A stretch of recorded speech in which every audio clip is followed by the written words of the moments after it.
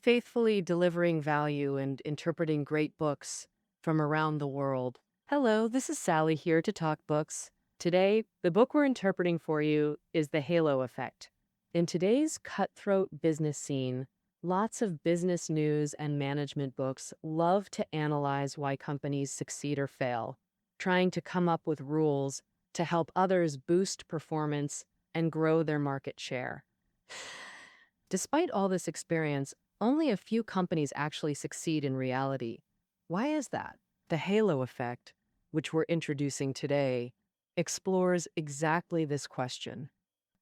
The author of this book, Rosenzweig, graduated from the Wharton School at the University of Pennsylvania, worked at HP for 7 years, taught at Harvard Business School for 6 years. Do you mean and has provided consulting services to international giants like Microsoft and Mercedes-Benz. With 25 years of business and academic experience, he is a management scholar who combines practical experience with theory. Drawing from his work and consulting experience, Rosenzweig points out that many media and expert analyses of corporate performance fall into a series of thinking traps represented by the halo effect. The success and failure experiences they summarize seem reasonable, but many haven't been scientifically tested, have logical flaws, and can mislead managers. Rosenzweig hopes this book will help managers learn to view media and expert analyses objectively with critical thinking. Additionally, he also analyzes the most important factors affecting corporate performance based on his own experience. After its publication in 2007, the book was named Best Business Book of the Year by the UK's Financial Times and the US's Wall Street Journal.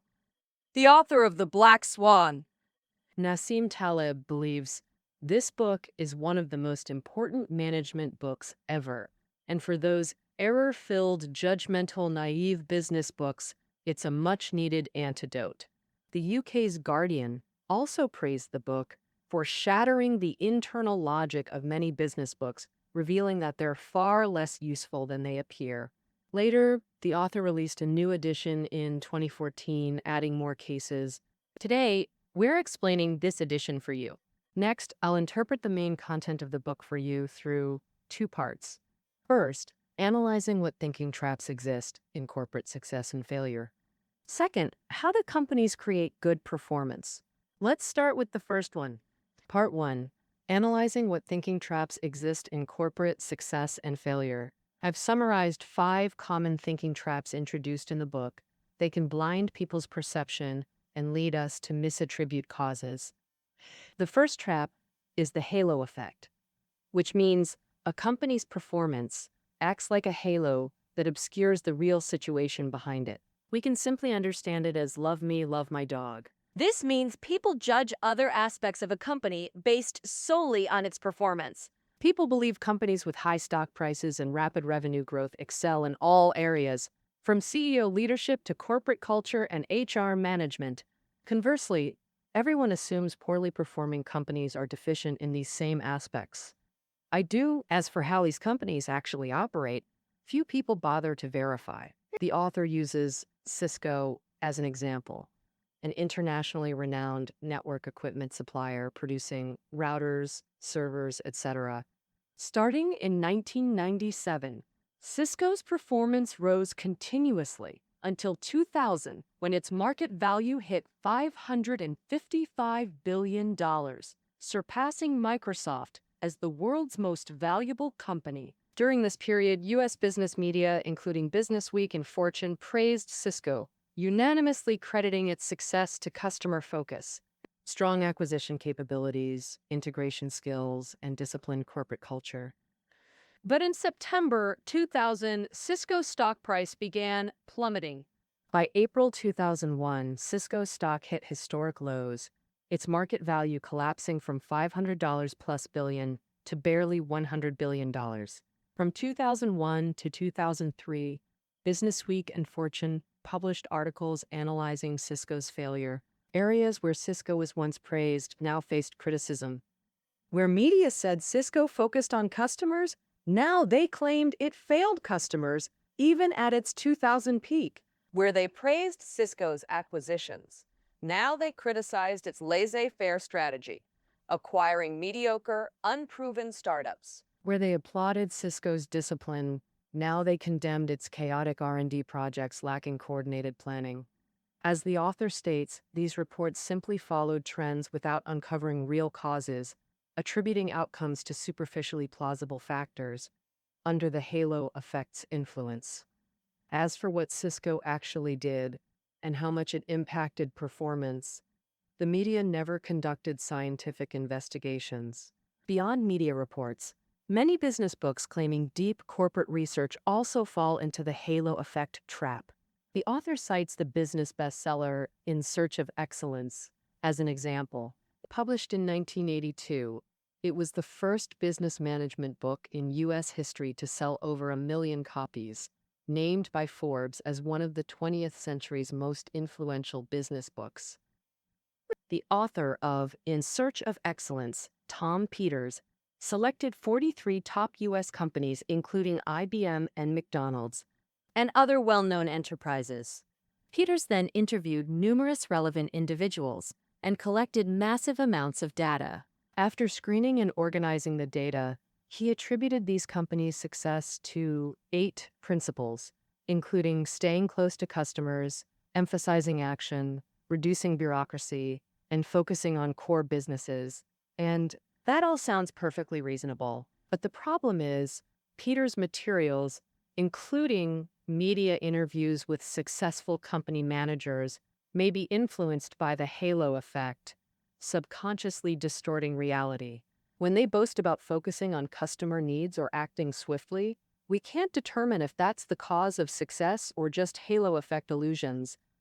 Among the 43 excellent companies Peters analyzed, follow-up data for 35 showed only 12 outperformed market growth rates in the 5 years after his study. Many famous companies, like DuPont, Johnson & Johnson, and Disney, didn't even reach average market growth. Extending to 10 years showed identical results. Of the 35 excellent companies, only 13 exceeded average market growth rates. The rest fell below average. The remaining companies, like Pond's Cosmetics and Hughes Aircraft, were acquired by others. This demonstrates the limited reliability of excellent company principles. Such data issues are common in other business bestsellers like Good to Great, another hugely popular book. So, its author Jim Collins studied how mediocre companies transform into great ones. Collins spent 5 years conducting in-depth research. He believes the key factor in corporate transformation is managers having humility and strong will. They excel at self-reflection and value team strength. Whereas in underperforming companies, managers tend to be autocratic and self-centered. The author believes this perspective is also influenced by the halo effect.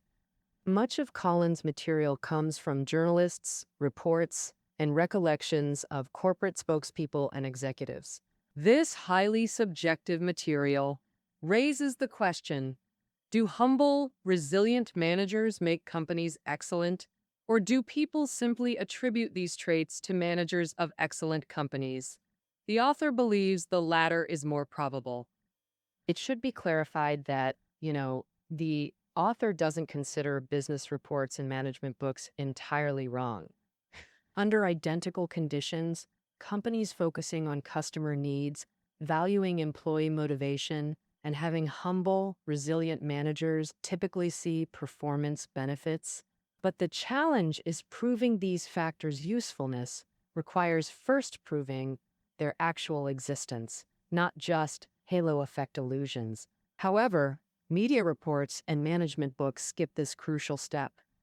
So how do we overcome the halo effect? The author advises against investigating these factors through questionnaires or interviews, as they're easily swayed by respondents' subjectivity. We should seek objective data unaffected by subjectivity. For example, to study how customer focus impacts performance, researchers could examine whether companies have established customer feedback collection processes. How quickly are customer opinions addressed? How much time weekly do managers spend handling customer feedback? Such data is objectively verifiable, avoiding halo effect distortions. The second thinking trap is reversed causality. Another common attribution error. We observe correlations between factors but struggle to determine cause versus effect. For instance, researchers find higher employee satisfaction and lower turnover in successful companies, but this doesn't prove satisfaction causes performance. The causal direction remains unclear. So, researchers might argue satisfied employees work harder, improving customer satisfaction and thus performance. But they could equally argue strong performance enables better benefits and opportunities, driving employee satisfaction. Thus, employee satisfaction rises and turnover decreases. So, how do we determine cause versus effect? The author recommends extending data collection timelines to observe which factor changes first. For example, after gathering 3 years of company data, researchers typically find corporate performance improves first, followed by increased employee satisfaction. Then researchers can reasonably conclude performance is the cause and satisfaction the effect. The third thinking trap is overemphasizing single factors. Some researchers investigate specific single factors' impact on performance, like market positioning or leadership ability. But the problem is, there's no clear definition of what exactly constitutes each single factor. Researchers' biases may attribute effects from other factors to their studied single factor, exaggerating its influence. Researchers from the University of Delaware studied corporate social responsibility's impact on performance.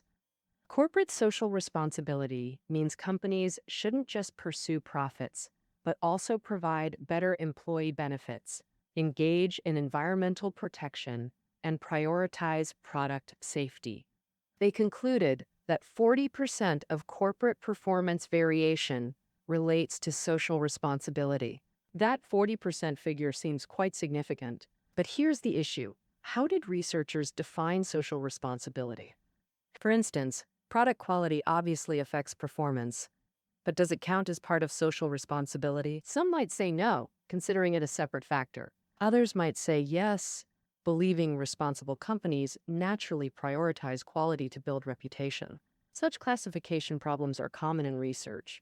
Reality involves countless performance factors with no universally accepted classification standard. Plus, researchers usually specialize in one field, making them prone to overemphasize their expertise. The result is researchers attributing numerous factors to their specialized domain. Here's an analogy. Imagine a researcher studying leadership. To highlight their work's importance, they might classify talent development, corporate culture, product quality, and organizational structure as CEO decision factors. After all, CEOs do influence every aspect, leading them to conclude leadership determines 60% of performance. To boost performance, the key is choosing an outstanding CEO. But if another researcher looked at it, their definition of leadership might differ. They might conclude corporate culture and talent development aren't related to the CEO.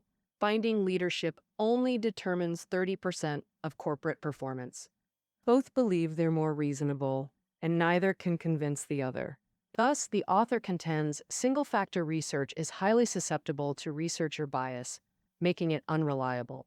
The author cites a Boston University-Harvard Business School study examining all common management factors together: market positioning, social responsibility, HR management, CEO leadership, avoiding classification issues. The conclusion: these factors combined explain only 32% of performance variation. The rest stems from external industry factors or remains unexplainable. Having covered overemphasizing single factors, let's discuss the fourth thinking trap: overgeneralization. It relates to sample selection. If samples lack universality and representativeness, they distort analysis results. The book gives an example. In Good to Great, author Jim Collins analyzed 11 excellent companies and 11 average ones for comparison. He believed the 11 excellent companies were all disciplined, single goal-focused, and seemingly slow-moving. But methodical. Collins thus concluded performance improvement requires focusing on few core businesses rather than scattering energy across multiple goals. But the author notes Collins' conclusion ignores the risks behind focused strategies. The author draws an analogy. Suppose 1,000 people bet on horses. Selecting the 10 biggest winners suggests they risked everything on single horses. Thus, when they bet correctly, returns exceed those spreading bets across multiple horses. These winners are focused bettors, but this doesn't mean focused bettors outperform diversified ones. Many more focused bettors likely bet wrong and lost everything. From a probability perspective, bettors who spread their chips have better average returns because they control risks and avoid huge losses. Although they don't make much money, it's still better than losing everything. Collins' analysis suffers from the same issue.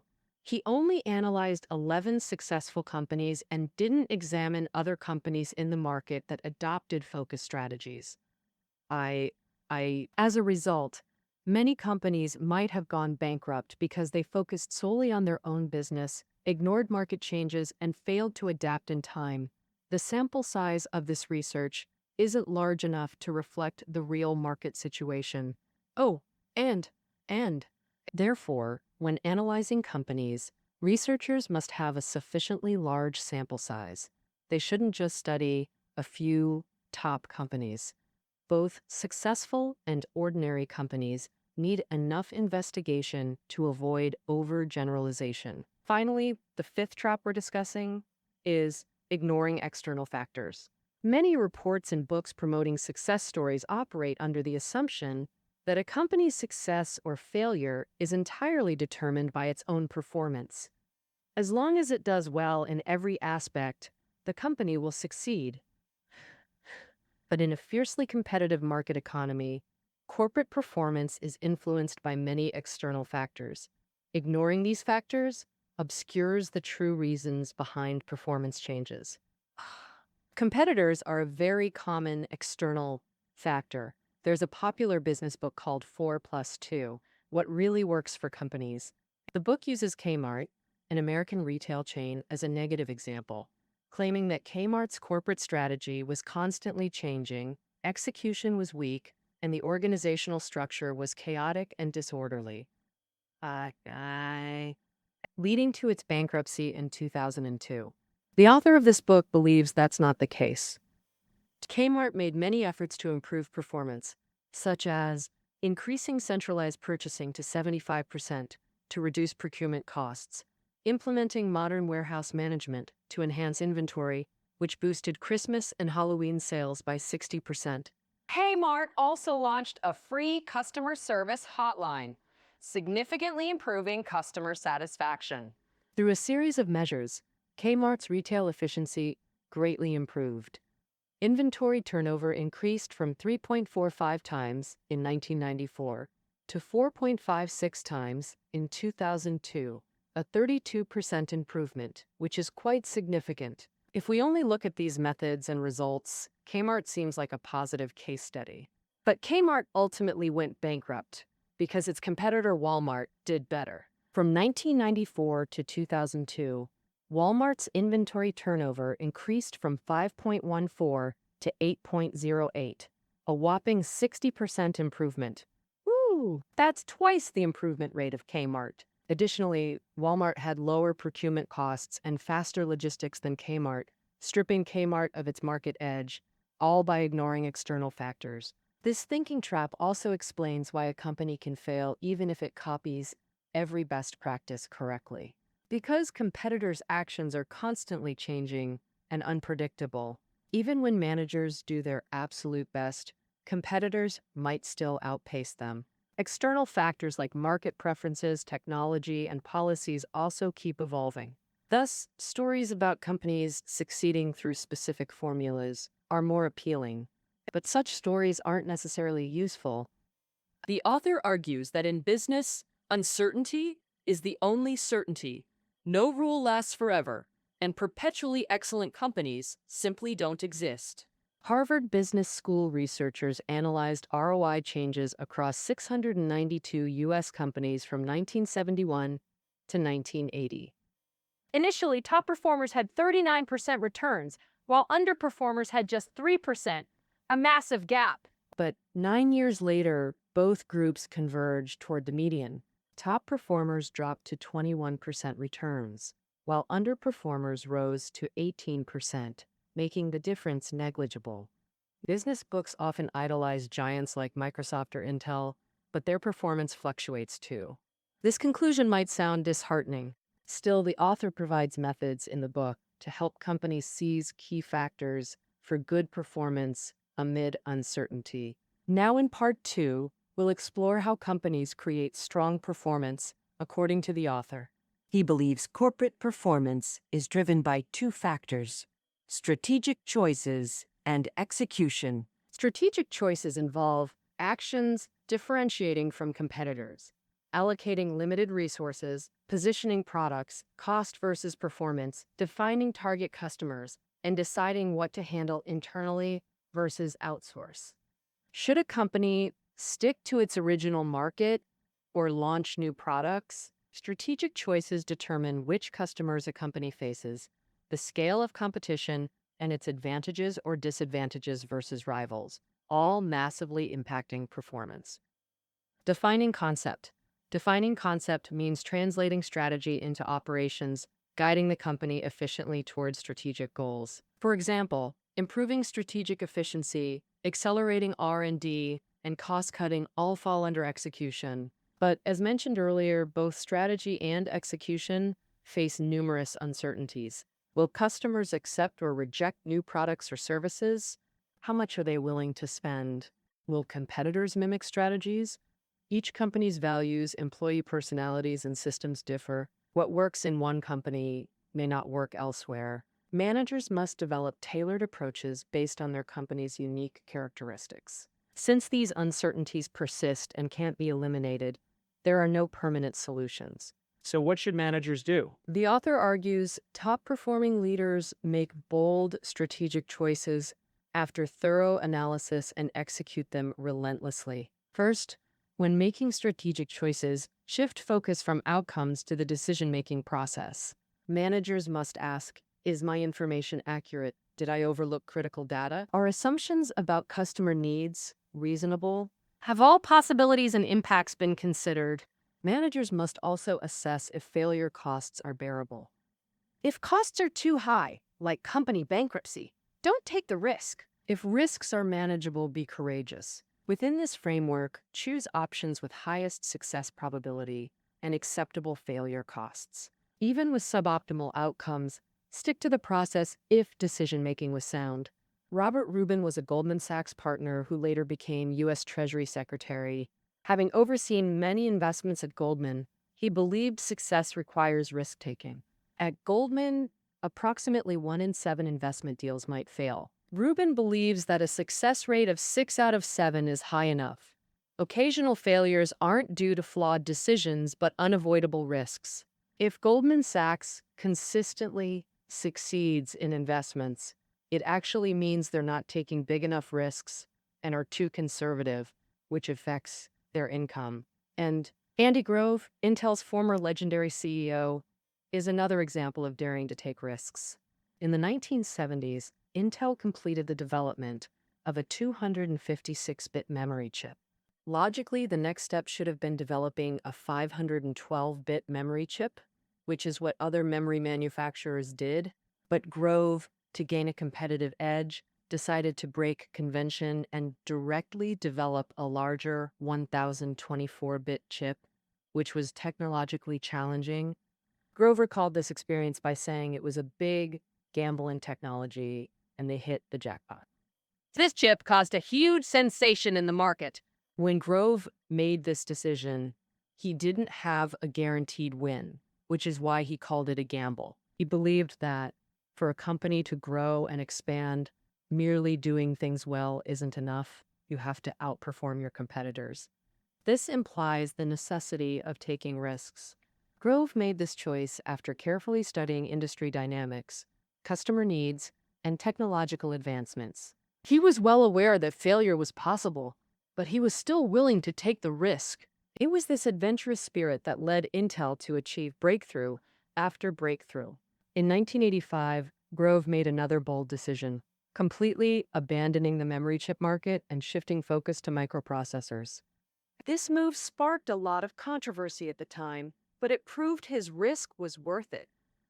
Intel long dominated the microprocessor market, with an overwhelming share, reaping substantial rewards. Secondly, after determining the strategic direction, managers need to identify priority execution focuses based on the current strategic situation. Some reports and business books, when discussing execution, like to use the term flawless to praise companies for excelling in every aspect. For example, the previously mentioned bestseller 4+2, What Really Works for Companies lists flawless execution as one of the key elements for corporate success. Right now, 88 to 8. But the author believes that emphasizing flawless execution has no practical meaning. It's an unattainable goal that's hard to achieve. Excellent managers don't talk vaguely about perfect execution. They limit their focus to a clear scope and invest resources into what's critical for the current strategy. So, Dad, the most helpful aspect of execution. Larry Basidity, CEO of manufacturing giant Honeywell, believes execution is the most critical factor affecting company performance, but he didn't pursue flawless execution across the board. As CEO, he focused on 4 key areas: new product R&D, inventory management, improving order fulfillment rates, and reducing operational costs.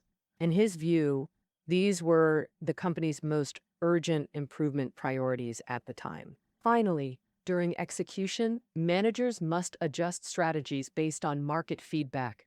Don't neglect strategy while focusing on execution. Many focus on execution to avoid strategic questions. If you insist the direction is right, you just need to accelerate, which feels reassuring. In contrast, admitting the company's direction is wrong is far more painful. When performance falters, many companies blame poor execution. For example, in 2004, HP's performance was lackluster. Then CEO Carly Fiorina claimed, "Our strategy isn't wrong, we just failed to execute." 6 months later, Fiorina was fired, and new CEO Mark Hurd took over. HP publicly stated Mark was chosen for his exceptional execution skills. But the author notes HP was threatened in every sector. PCs couldn't match Dell, business computers lost to IBM, consumer electronics challenged by Kodak and Sony, multiple markets failing simultaneously.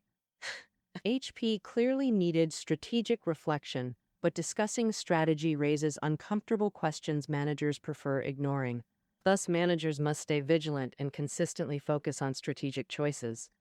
With this, our introduction to the halo effect is nearly complete. Let's review the book's core message. Thinking traps like the halo effect hinder accurate analysis of corporate success or failure. Business markets are filled with uncertainty and risk. No eternal principles guarantee lasting success. To thrive amid uncertainty, companies must grasp 2 keys: strategic choices and execution. Managers must thoroughly evaluate factors, take calculated risks, and find optimal execution methods to propel the company forward efficiently. All right, that wraps up our interpretation of the halo effect. You'll find the reading notes below the audio. See you next time.